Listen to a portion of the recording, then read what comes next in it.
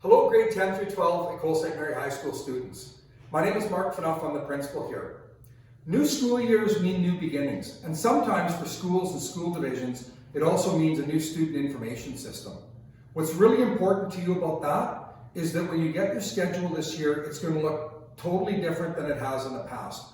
Not just because of the block structure that we're moving to, but also because the way that the information is shown.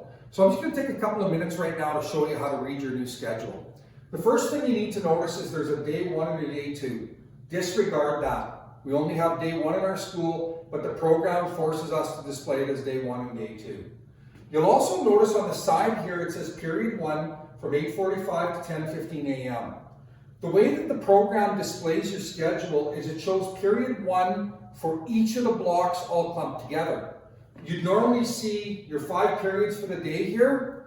We don't see the 5 periods for the day here. What we see is period 1 for block 1, period 1 for block 2, period 1 for block 3, period 1 for block 4, and period 1 for block 5.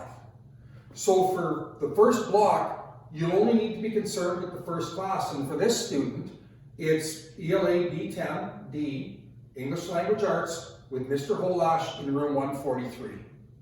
So just a reminder that the way that this displays to you is it shows block 1, block 2, block 3, block 4, and block 5, all for period 1. When you scroll, you will notice period 2 displays. That starts at 10:20 and goes till 11:50 a.m. It shows you for period 2 your block 1, your block 2, your block 3, your block 4, and your block 5. Then it shows a lunch break. Then the afternoon, when you scroll up, it shows that period 3 is online learning. You leave at the beginning of lunch. The online learning you're doing at home, and it again shows for the 5 blocks. And then it shows period 4 online learning, which again is at home, and that's for the 5 blocks for that period. So when we scroll back to the top, for scheduling changes, you'll need to be able to see your entire schedule for the year if you require a scheduling change. What's important for the first day of school is you know that period 1, block 1, and when we scroll down, period 2, block 1 are the only 2 classes you're going to have for the month of September and October.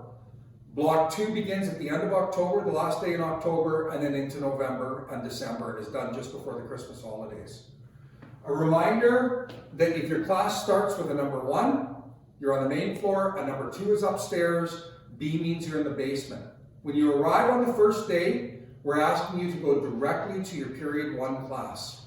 So the school is no longer open at 7 o'clock in the morning for drop-off, it's open at 8, and when you arrive, you're not to gather and congregate, you're to go to your period 1 class. Hopefully this explanation helps you understand better what your schedule looks like and how to read that schedule when you get it. If you do require scheduling changes, please email the guidance counselor that is attached to your grade level. For grade 10, that's Mr. Quintel. For grade 11, that's Miss Dauk. And for grade 12, that's Mrs. Radman.